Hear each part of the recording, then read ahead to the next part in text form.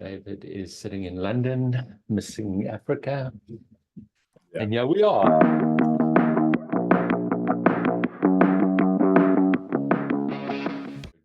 Based on the data, is Microsoft the best mission critical platform? You know, is Linux, is Unix, you know, there are far more stable alternatives. And, you know, how have we ended up in this position where we've chosen the second or third best operating system to run mission critical systems? That said, yeah, I mean, is that not been a slight overreaction to two things that have happened, one of which was not directly their doing, you know? I don't know if it is or isn't. You know, I think Microsoft have had a difficult history with security, stability, and performance. You know, I don't think this is an anomaly. I think that, you know, they have become, through other reasons, through compatibility, cost, and ease of use, I think they've become the de facto standard. But if you were to, you know, if you were to ask me right now to architect a system from scratch, a mission critical system from scratch, I would run it on Linux. I would run it on Linux or Unix. Yeah, but I mean, you can't go full stack of that because at some stage you need you know, applications that people are going to use, and you just run out of, you know, Linux doesn't, it's just not going to get you there. That's going to do this, your center stack and whatnot, but it's not going to give you a full solution. No, so, you know, hence my scenario, a mission critical system. So I agree with you. And then, you know, you also then end up with other problems. You know, you end up with skill sets. You know, you no longer, your operational department has to have multiple system admins. So, you know, it's not everything is a compromise. Yeah. But, you know, in this very limited example of an absolute mission critical system, and uptime is the most important thing, and performance is the most important thing. I think you would be hard to beat Linux or Unix, old school Unix as an operating system. And does it have the kind of support of their implementation partners and whatnot that they can give you the help that you need on that? To the same way that you have the Microsoft ecosystem? No, and that's another compromise, you know. So, yeah. You know, I you know, when I was CIO at Nando's, they were predominantly a Linux open source shop, and they'd gone far too far on the other side of the pendulum. You know, we were kind of held by ransom because, you know, everything was scripted, nothing was standard, it was all bespoke. You know, there was no question when to deploy a system, what it would be. So that I've experienced that side of the pendulum. And then, you know, I've also, you know, Microsoft is very good at making you a Microsoft house. You know, it's a very easy path. They've got a great ecosystem. Their applications are user friendly. There's broad skill sets available. So yeah. And interestingly, I mean, they weren't enterprise. They weren't an enterprise solution. Obviously, when they started, it was all around the PC, the personal computer, right? And then the build out was all of these enterprise services from there, which then took them from being widely adopted to being who they are now, you know? 100%. And, you know, these things, you know, David, that's, you know, I was speaking to a business executive who runs a pharmaceutical business. And, you know, he, you know, I was just explaining to him the compromise between friction and security, ease of use and security, and the friction that's created. You know, that, you know, you know, username and password, you know, people forget their passwords. You know, you then add two-factor authentication, and that goes up significantly because, you know, now somebody loses their device, and, you know, there's a whole SIM related area. Then you add hardware based you know, 2 or 3 factor authentication, and, you know, your friction goes through the roof. And, you know, suddenly with this pharmaceutical exec, the penny dropped. He was like, you know, now I understand why my developers are saying, you know, I can't have this immediately, or I can't do this immediately. You know, and they obviously don't do a great job of articulating it, but, you know, this is the reason we can't deploy and do things very quickly. And just fully articulate, what is the reason? That there's that ease of use and secure are opposite ends of a choice spectrum. The more secure something is, inherently the less easy to use it is. Okay, so and in terms of deploying new features, etc. Yeah, so they need to check for vulnerabilities. You know, he wants to test them from his house, but he doesn't have a VPN at his house, so they don't want to give him direct access to the dev environment. So, you know, interestingly, so, you know, the 8.5-hour Lex Friedman podcast with Elon Musk and the whole Neuralink team, you know, one of the big takeouts I had out of that is they interviewed Elon, then they interviewed the CEO and founder, and then they interviewed the neurosurgeon, interviewed the head of software, and then they interviewed the patient, P1. So it was 5 people in that ecosystem that they interviewed. Yeah. There are a lot of takeouts out of that, but one of the takeouts,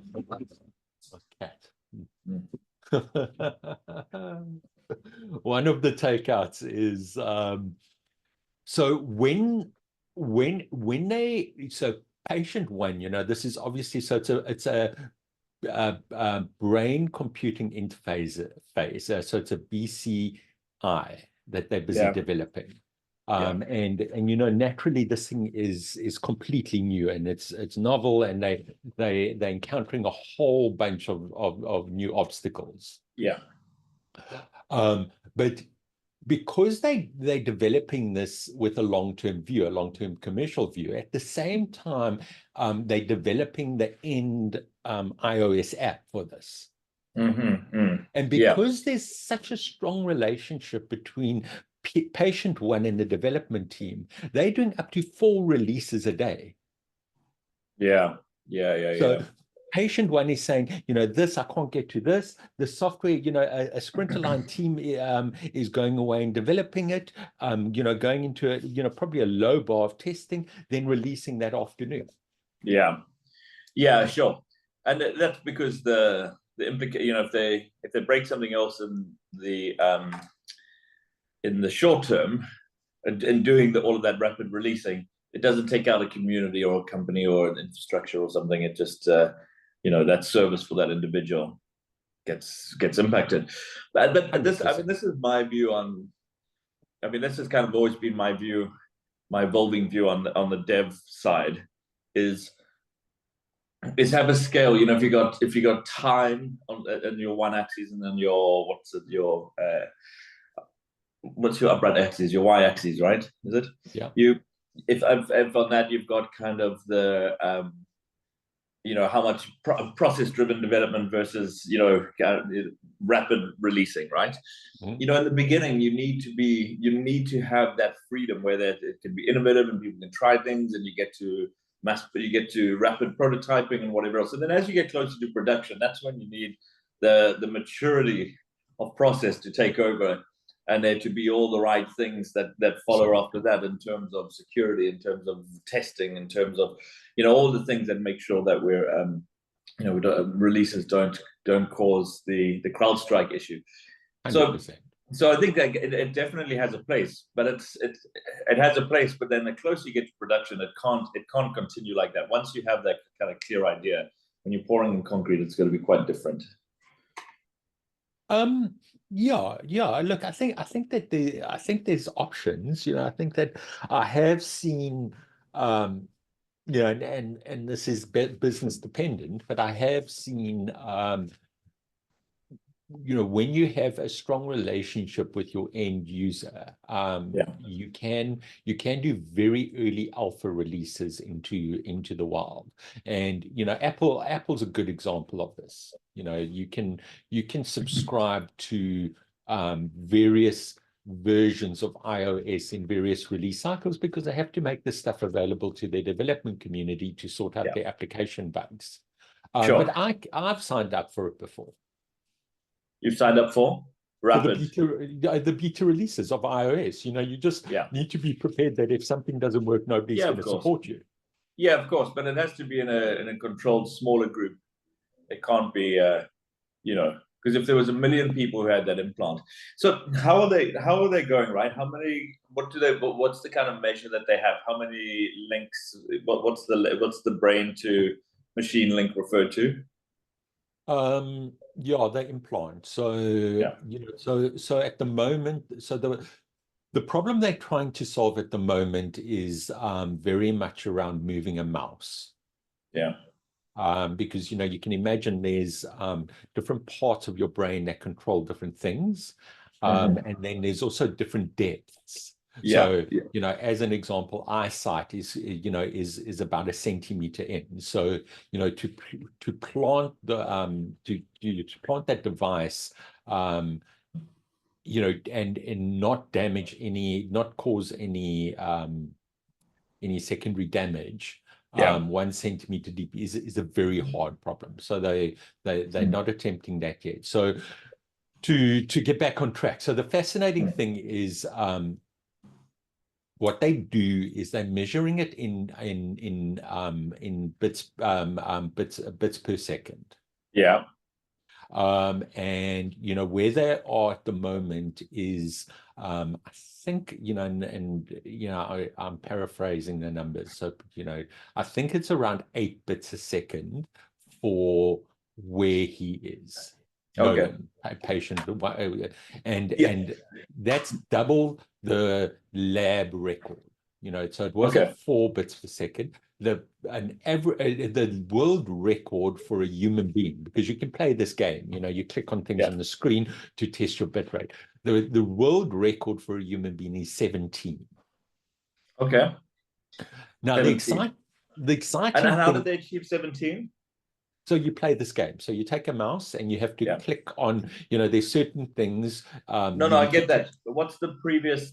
How was the previous world record achieved? Because that wasn't. Was that just wearing one of the caps with the?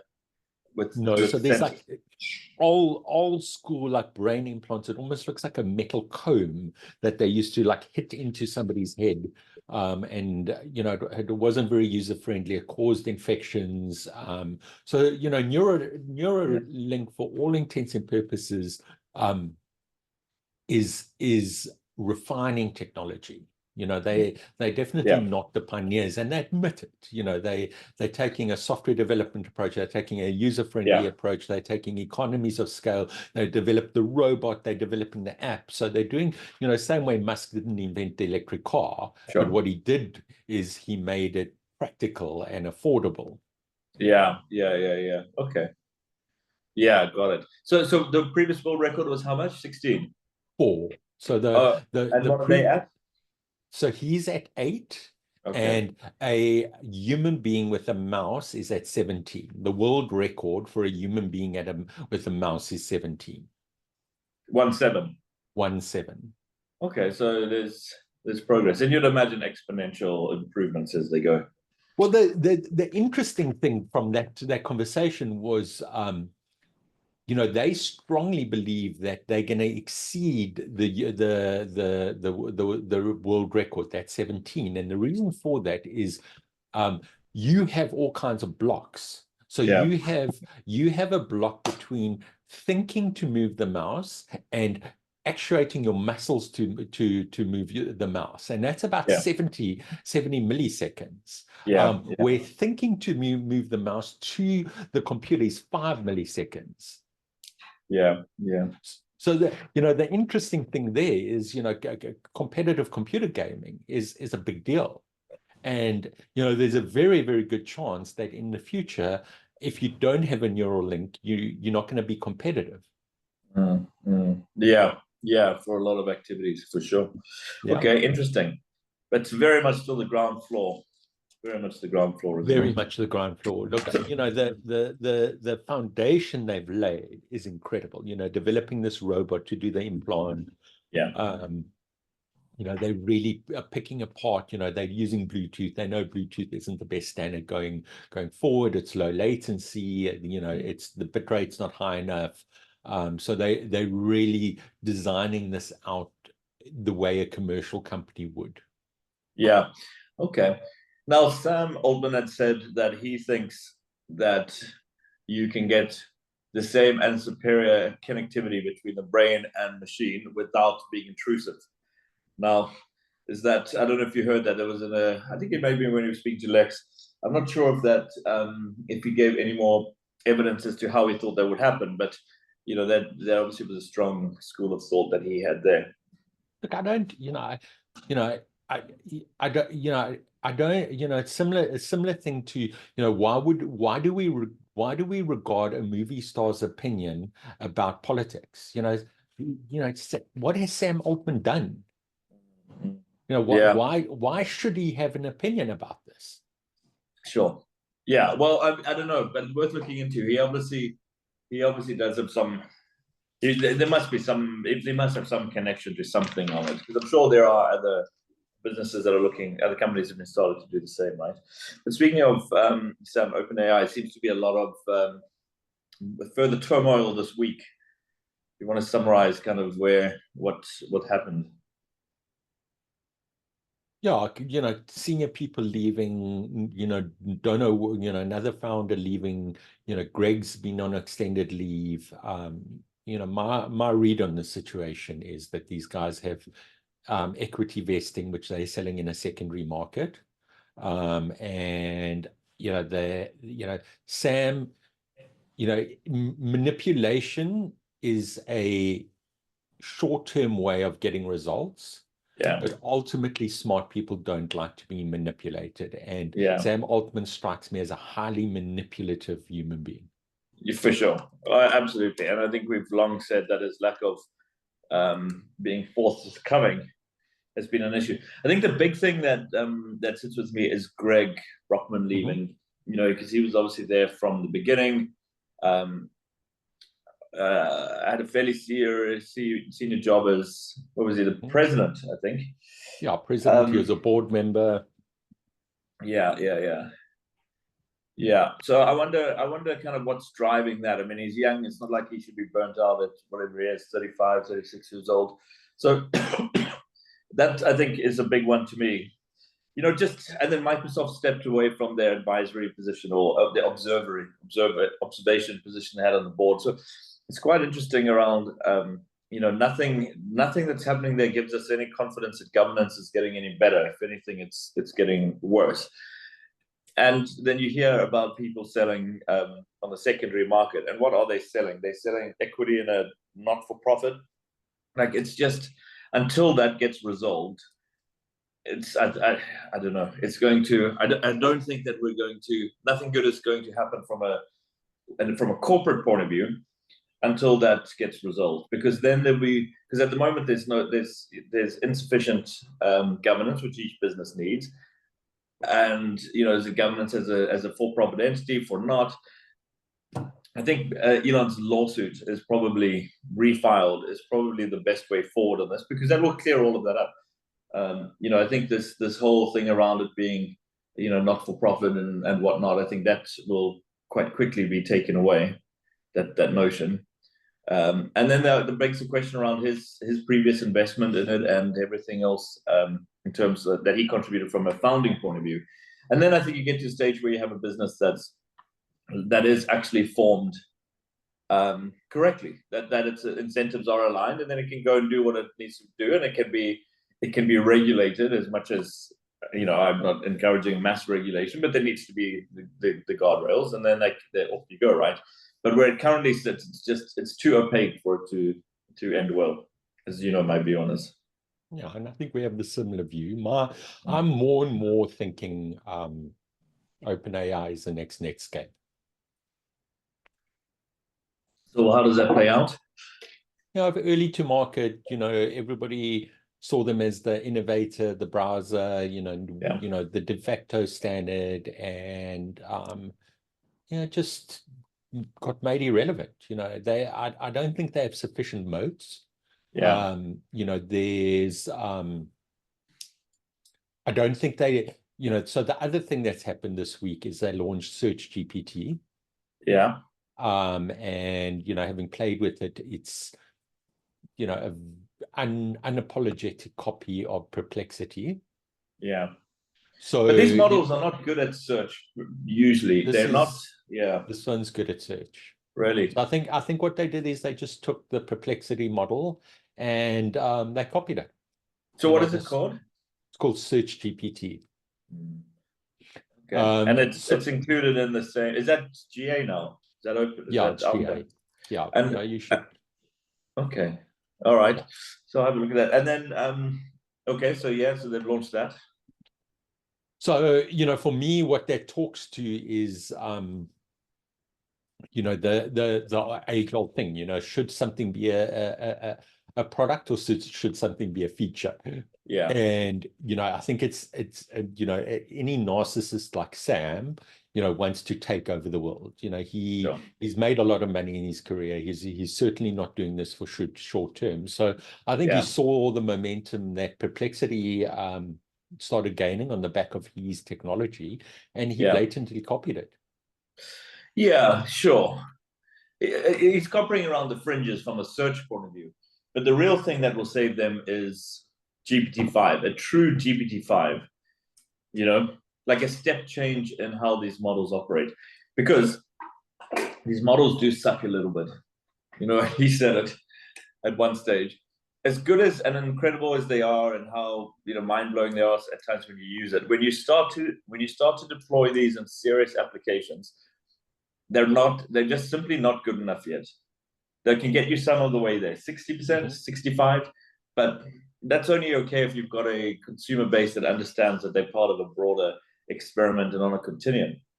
They're just simply not good enough yet. And I'll give you an example of this, right? So I was filming this week, and one of the guys from your team was filming this week as well for a company who does a fair amount in this space. Okay. I'm not going to say who it was, and I know. So I was filming for them, and they internally were doing this video that I'm sure they'll use it externally as well, about how, models that they are involved with are being deployed in for corporate solutions and customer solutions and whatever else. So I was talking to the filming crew who worked regularly. Turned out they worked regularly with this company and produced these type of videos. And so they had a clear brief on what it was. And talking to him, the guy who was directing it, he said, and this guy is not a technology guy. This guy is a multimedia guy, right? But obviously from being told the brief and knowing that, the angle they're trying to take, he used the following phrase. He said, with all of this generative AI that this business was involved in, so much excitement, but what they had, are you ready for this? Yeah. Is an evidence gap as to the value it was adding, an evidence gap. So, I mean, that's quite a unique way of putting it. And that's the reality of where this is, right? You got all of these things, the promise is there, but there is an evidence gap as to how they're actually truly adding value yet. There'll be some fringe cases, but it is by no means a sure thing. Now, my view on that is that as the models get better, they will get better. That evidence gap will shrink. But the models are just not quite there. As convincing as they are, I'm telling you that I just don't think that they're quite there yet. Yeah. So, my question to you would be, is it a model problem, or is it the way we're implementing the technology problem? Model. It's a model problem. Why I really think so. Yeah, but I mean, this as well from testing and trying, and it can be frustrating at times because you don't get there's a lack of consistency that comes through. There's the tendency after a certain amount of time to start deviating. My brother did his master's, finished his master's recently. Shout out to James on that, and he wanted to. I don't think they have access to GPT 4.0 where he is, so he asked me to do some stuff for it. So I put in his dissertation or whatever it's called, and I told GPT a 4.0, which is really the sharp end of the stick, right? And I said, give me a 5,000 word summary of this and that, whatever. And it couldn't give me a 5,000 word summary. At first it was 1,500, then it was 3,000, and then I would like chide it for not giving me the right thing. So it would try again and say, this should now meet your 5,000 word summary. And I would go and I would look at it, and it wasn't 5,000 words. Now, a better model, you've just got to imagine that's not going to happen with a better model, you know? So and by the way, its summary was decent. It was good, and it picked up key things and that. Like it's on the cusp. There's a lot of value in it. Well, there's a lot of potential value, but it's just 4.0 and all of the others that are just thereabouts or slightly less. They're just not good enough yet. But anyway, tell me your thought, because you obviously think it's maybe how we're deploying it. So I don't. There's obviously an expectation. So, what do we expect these models to do for us? So, and then, so some of the evidence, our ongoing conversation about benchmarks. So, there was a previous FDA commissioner, I saw an interview with him, and they put GPT 4.0 or 4.0 or 4.0, 4.0 through the medical board exam. So an average person, a non-medical person, will get 30% on that exam. Yeah, okay. The average doctor will get 67% on that exam. GPT 4.0 got 92.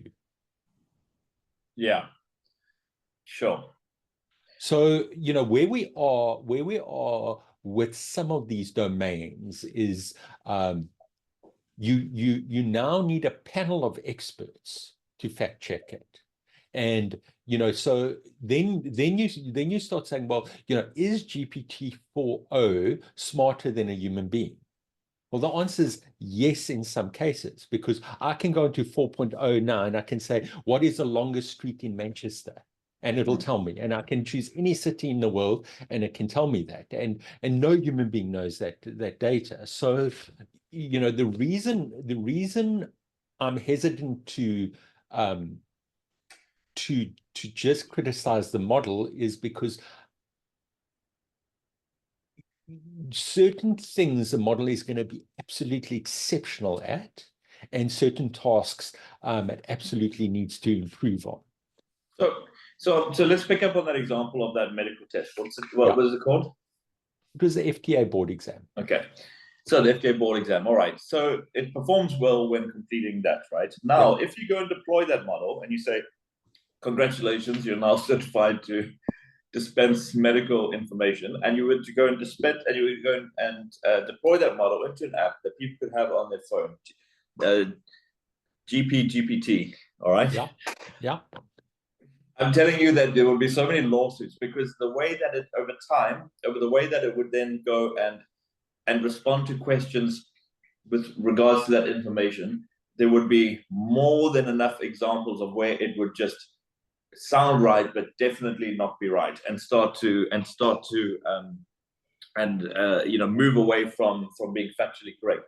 I mean, we see this when we deploy it, and we train it in all our data, so it doesn't even have to, all of the information is there, and it's good at sometimes, and other times it's just simply not good. Like there is a gap. There is a gap, and then how that is then deployed and interfaced with and used, and it's not bulletproof.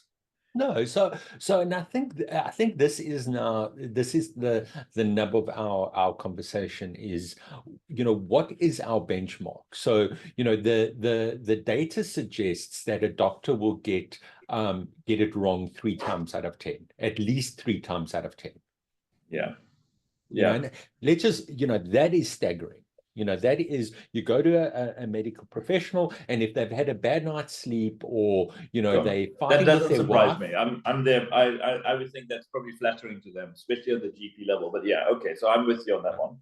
Then what then on the driverless car side, the measure is not zero accidents. The measure is better than the best driver, or better than the average driver. So the challenge when looking at technology is, if you're looking for perfect, then you need to be a laggard. So there's a technology adoption spectrum, and what you need to do is, based on your risk appetite and your willingness to have imperfect technology, you need to then choose when to adopt it. And I think that at the heart of this conversation, I think if we had to draw the technology, so it starts off as innovator, early adopter, early majority, laggard. So those are kind of the categories that we look at adoption in. Yeah, but it still doesn't address the fact that there is an evidence gap, as this person so eloquently said. There's absolutely an evidence gap. There's absolutely. Yeah. So okay, so let's stay on that for a second, because I think there is some implications to this, because there's been a huge amount of capital deployed, either in training data centers or there else, and big companies like Microsoft and Amazon and Google are trying to sell hyperscaler services, because they think that you're going to need all of this compute to run your AI that's going to be sent to your business, right? So the build out has started. The check's been written. Now the question of return comes, and that question of return is directly related to the evidence gap. The bigger that evidence gap is, you're going to be sitting with cost and no commercial value added, right? Absolutely. So that's where we currently sit, and it's not pretty. And you're seeing it already. I think there's definitely not quite as bullish on some of the big players as there was probably 6 months or a year ago. So that evidence gap is material. If it doesn't change, the companies, a lot of these key companies, the multiples at which they trade are going to be reviewed quite significantly.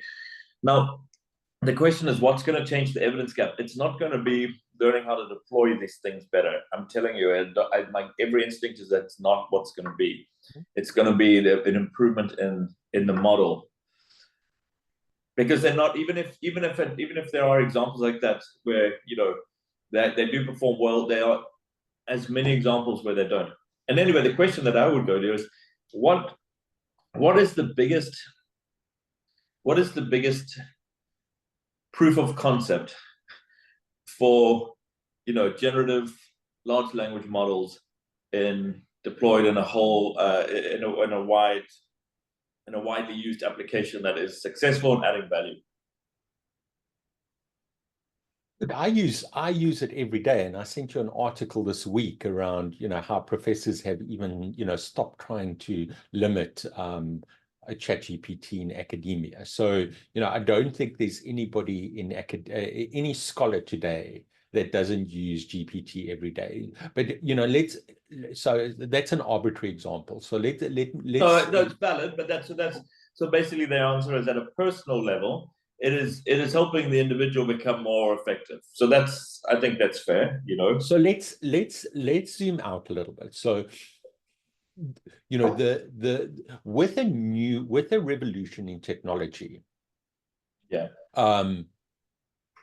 it's easy to think that there's this void that it's going to fill. Yeah. And that's almost never the case. If you take a look at the horses being replaced by cars, this happened gradually. You suddenly, people needed to think about, well, I can go longer distances. The technology needed to mature. If you think of the build out of the internet, this started as a military project, and then it became an academic project, and then it became this commercial project. And nobody in the beginning of the technology, and this is the challenge we have with the internet, is we're at the very, very beginning stage of this technology. In 2016, this was an academic paper that came out of Google. But very quickly the use cases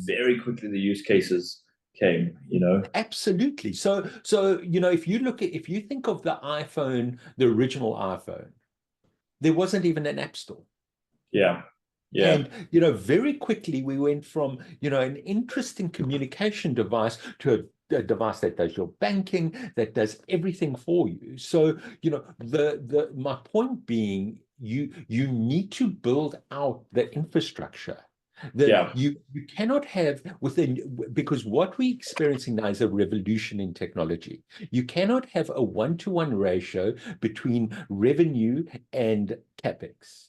Your capex you have to first deploy capex.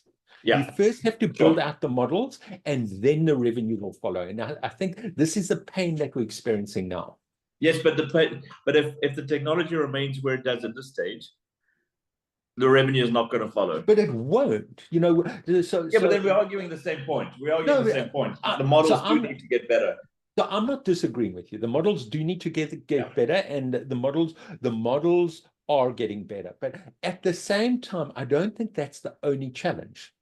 I think that the other challenge that we're having is, there's not this void. It's not like we're thirsty and suddenly we're getting water.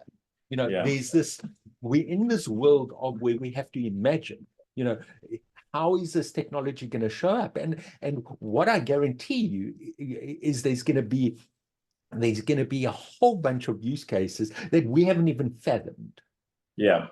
That are gonna be the core use cases. Yeah, but Tony, the world and its dog is out there looking for these, because it's not like so. What's the challenge? Why have none of them come to fruition yet? Is it because you can't get your hands on the model? Absolutely not. The models now are commoditized. Yeah, that's probably overstating a little bit, but anyway, you can get your hands on the models for very little to no money. Certainly, if you want to test proof of concept. So there's not scarcity in being able to access the technology, whereas previously, maybe that would have been the case. Is it a lack of imagination? I don't think so. Is it a lack of interest? Definitely not. Is it a lack of focus or hype around this? Definitely not. But yet, still nothing has come out that's concrete outside of the kind of individual side that we discussed, right? So I don't know. I think and I speak to clients every day, yeah. about AI, and I've pivoted my business to AI, around AI, and we've had very little traction.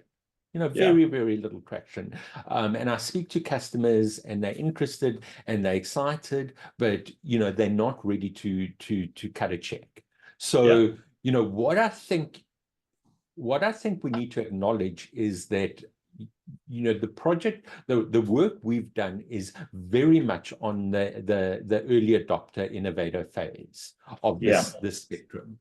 And the reason why we're not seeing these use cases is because I think the majority of people are far more conservative than you and I when it comes to R&D. Not the startups, not the people that see this as being, this is a great way for me to go and everybody is looking at it. So I don't think it's that. I'll give you an analogy as to I think what is driving it. I think in big corporates, I think you may be right. I think they probably may not be pushing ahead as quickly on this. And by the way, I think all the work we've done is the right work, because I think once you've built it out and the models get better, you're away. You're not playing catch up. You're there. I think it's like the super bright intern or first year employee came along, and people were blown away by the things that this person knew, but it's turned out they're not quite ready to be the CEO quite yet. And I think that's probably how I would say. I just need to get the door. Tony, can you give me just a minute? Sorry, I just need to deal with something. Just give me 1 second, all right? Cool. All right, sorry, just hang on a second. Yeah. Send Christopher a message about editing.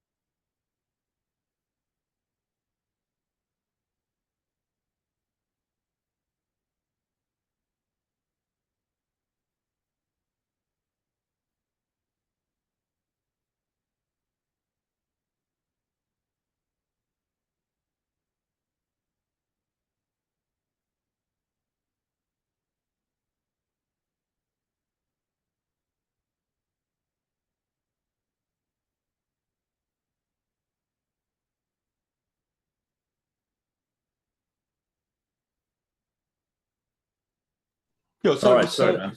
Yeah. So can you see my screen? Yeah.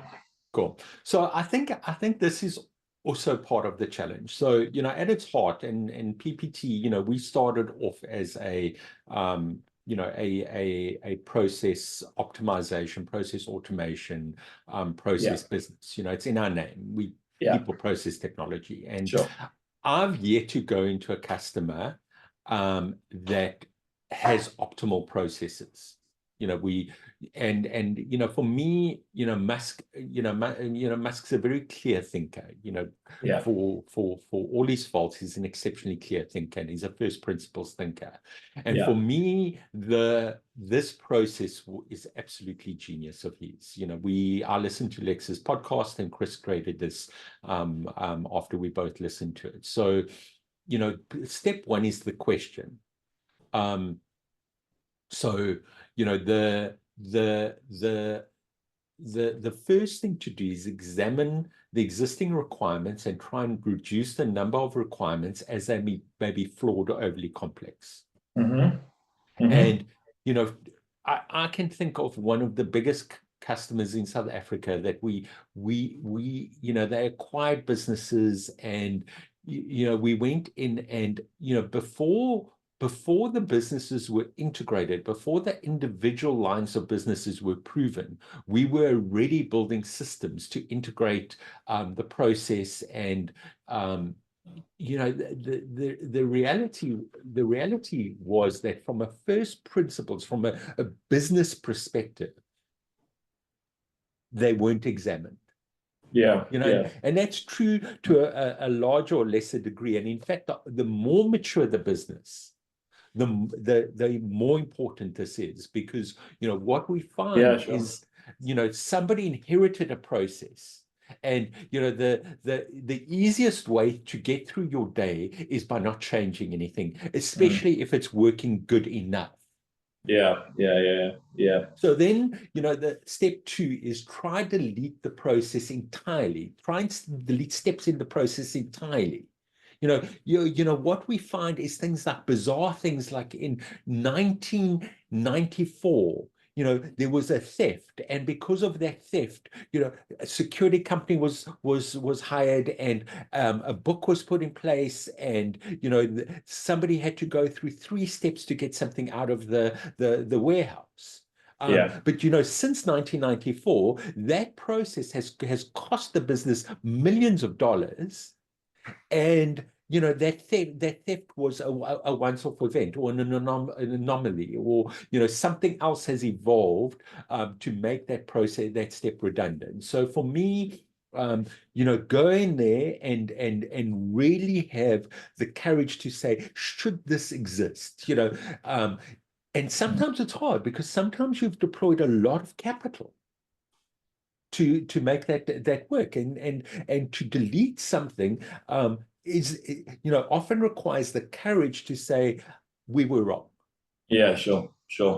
Okay. It's a good process. It's very good. And just and then only after deleting, then try and optimize, because they inherently, you don't want to. And I've seen this so many times where we go in and we build process optimization software, and only to realize that the sheer act of digitizing something changes the process.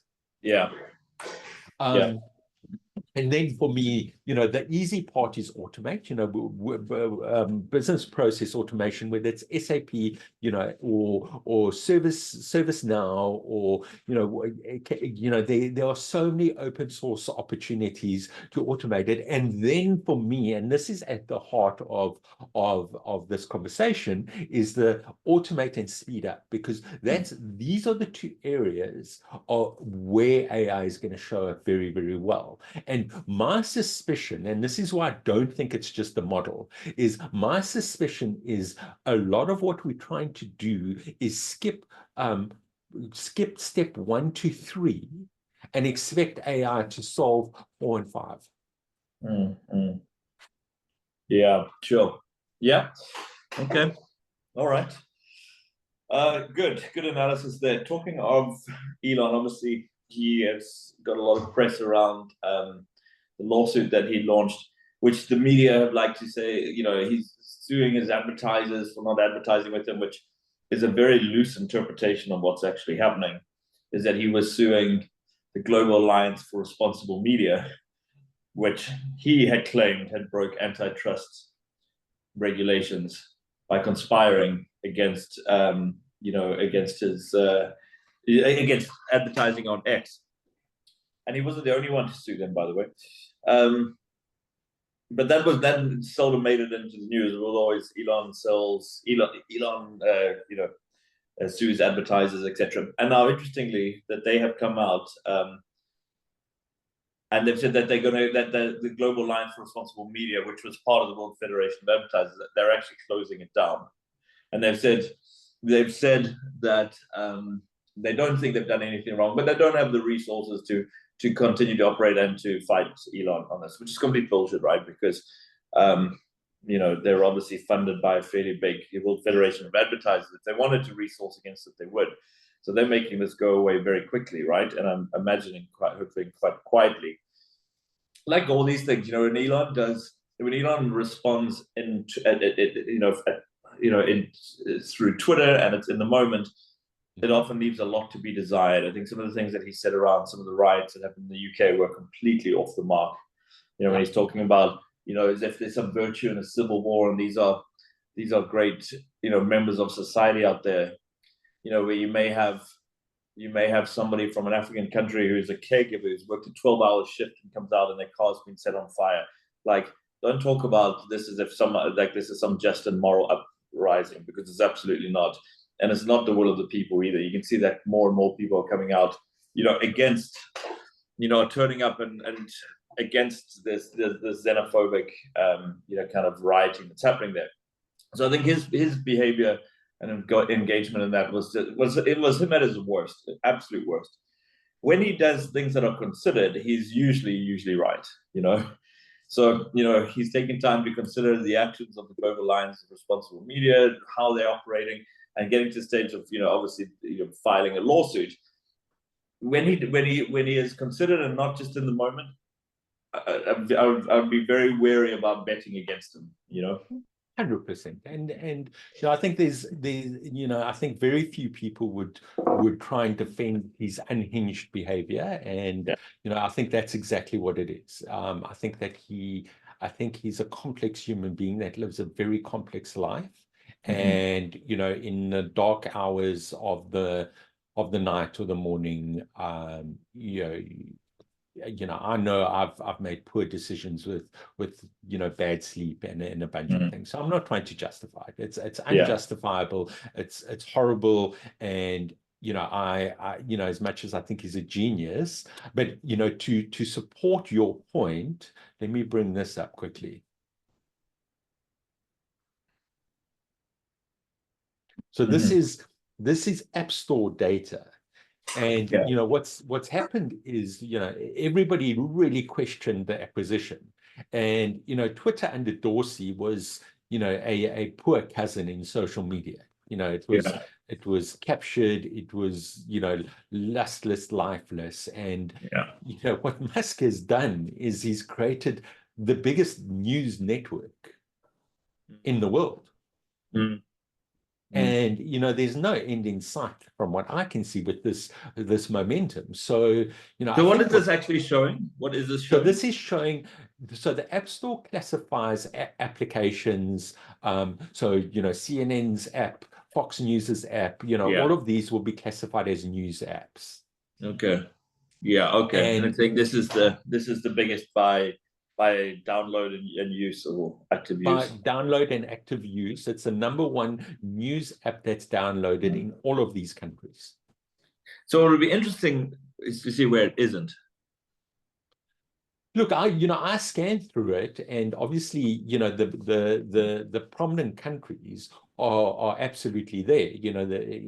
Well, there's one big one that's missing, which is what? China.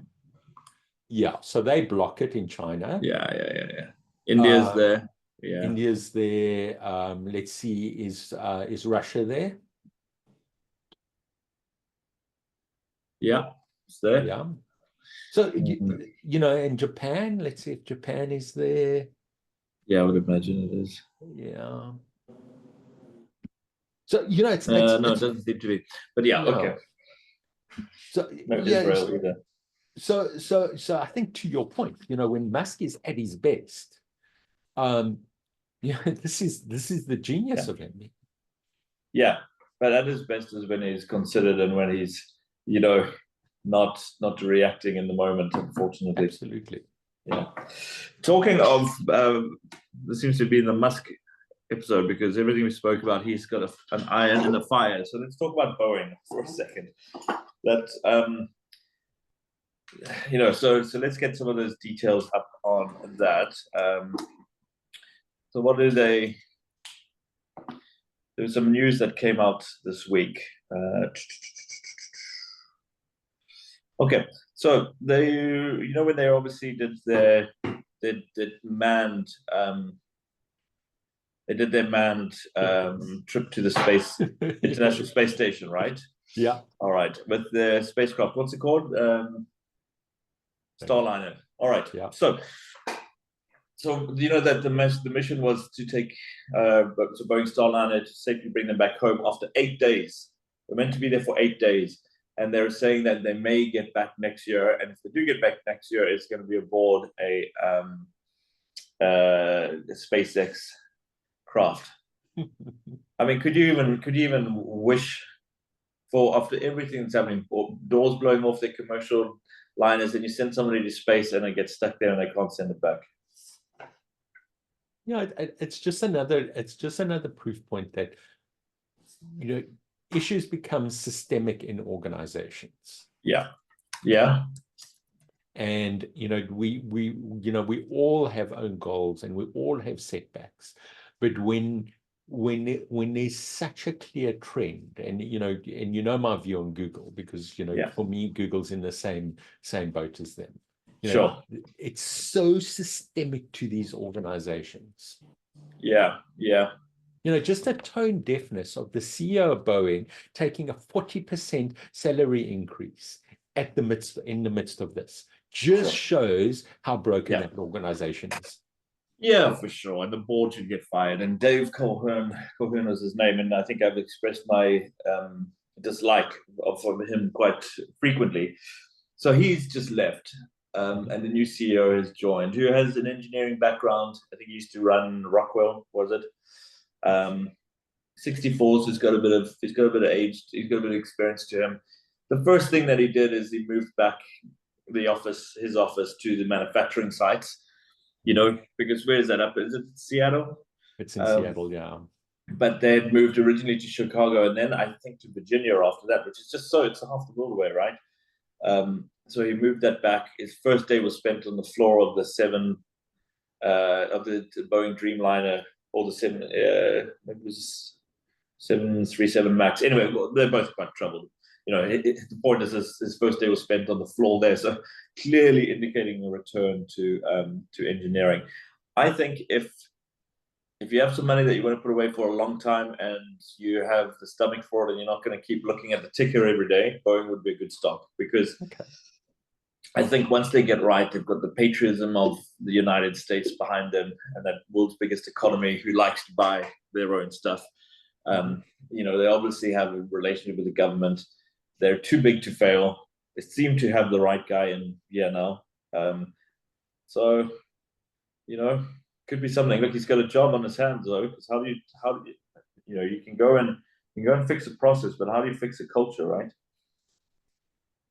It's exceptionally difficult. Look, it's, you know, Elon did it at Twitter. You know, we know he fired everybody.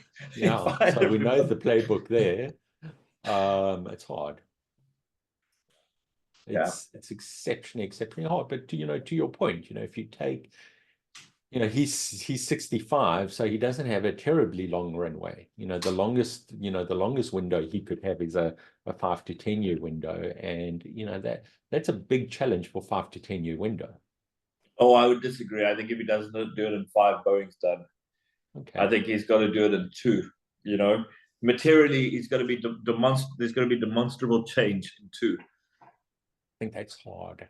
You know, with all the regulation and all the compliance in every single process there, you know, so, it is so hard.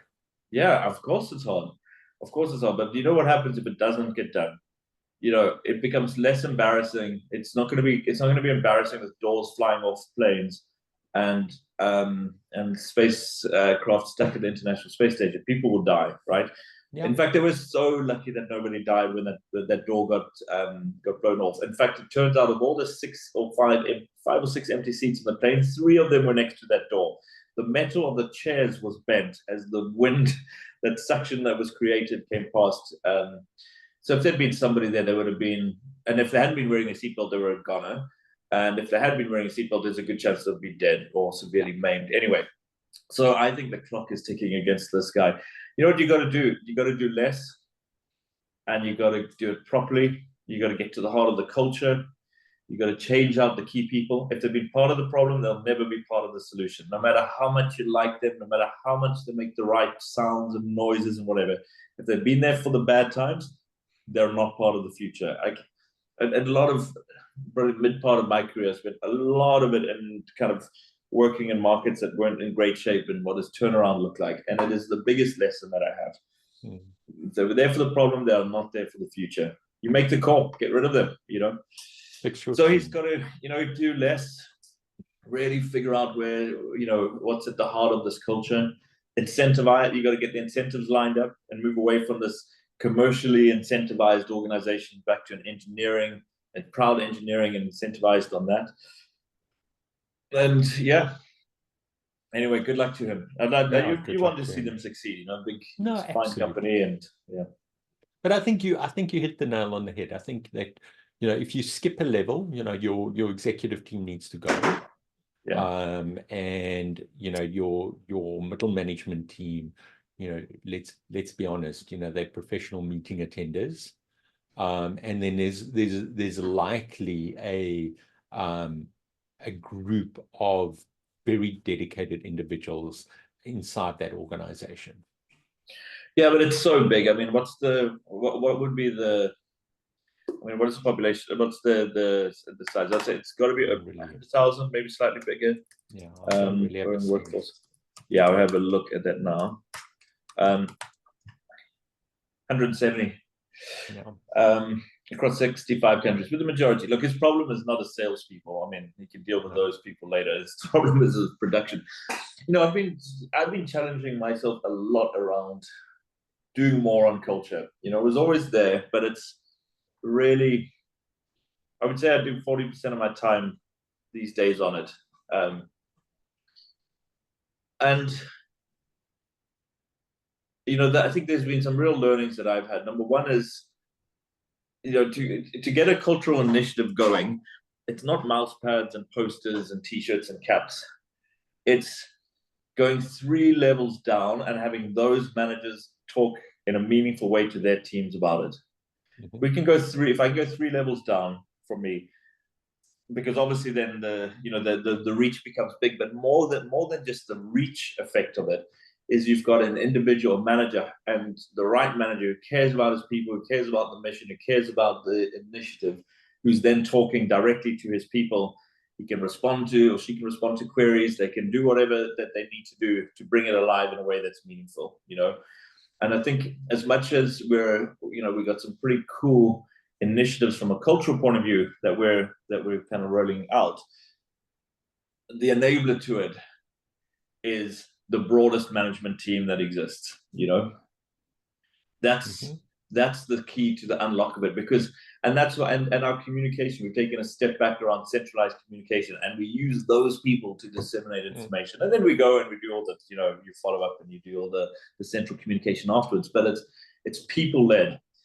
And so that's that focus, and it's, you know, it takes time, and it takes diary space, and it takes, you know, but I think that's the key to all of this. You know, often there's HR and leadership, or some leadership will come up with an idea culturally, this is what we're going to do, and then they go and they create all of the swag about it, or whatever, and it just does not go below the surface. You know, So I think it's quite exciting, and there's no that other way is kind of people think that there's a a cheap, easy way to get to it, but there really isn't. You gotta build that out, And are you learning? Are you surprised by what you're seeing, or are you learning anything by doing this? Yeah, I mean, I think so, because the communication. So that inherently that broadest management layer is the one that we're then engaging with quite quickly. By the way, before we went into this, I've got my leadership team together and really asked them the question if they had the stomach for this. Like, we all know this is important. If we're going to go and we're going to really double down on culture, do you have the stomach for this? Are you going to commit to this? Because there was a real understanding of what it was going to take, and to their credit, they did. But there was really that commitment before, because it wasn't just going to be, okay, this is something we're going to do in the margins or whatever. This is, it's become a key part of it, So I think there's some I think the learnings that I've had is that behaviors are more important than values. Often when defining culture, it's around values, So if you're Boeing, you would say, and usually if you're defining values, you won't define many of them, 3, 4, 5 at the most, and then you would have one around safety, right? Don't walk past safety, or like safety is our concern, whatever. But what does it actually mean for the individual? How does it drive any change of behavior? So we've kind of moved away from that, and now we work on a behaviors model in which everybody gets to to bring behaviors forward that they want to, that they believe. So as a team, we've defined our ambition. Now, how are we going to act, right? So if there's a behavior that somebody in the team thinks that we should be adhering to, they get an opportunity to bring that forward, right? And there's a framework for it, like, why are we doing it? You give it a cool name so that it's kind of memorable. What is it? How does it come alive? Why are we doing it? And then the team votes on it. And if it's something that gets 70% of the vote, we put it in, right? Mm-hmm. Obviously, the senior team have the ability to to put some stuff in without votes, because there is still leadership that's needed in that regard. But now we're not trying to do 3 or 4. We're building out a huge number of these, and they sit physically in a book that sits in each office, and they're accessible, and we build a culture that people can call each other out on them in a constructive manner.